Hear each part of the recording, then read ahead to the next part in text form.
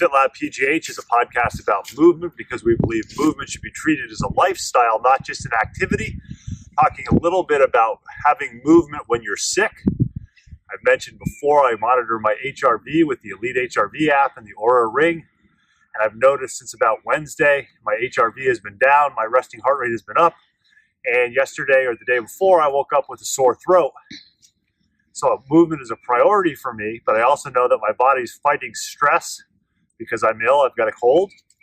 So what I'm doing is I'm getting out for about 35 or 40 minutes at a very, very slow pace, like a 25-minute mile, letting the dog sniff. So I get a little bit of fresh air, I get a little bit of movement in, but I'm not overly stressing my body from the movement so that my illness lasts too long. Another movement tip and lifestyle hack from FitLab PGH.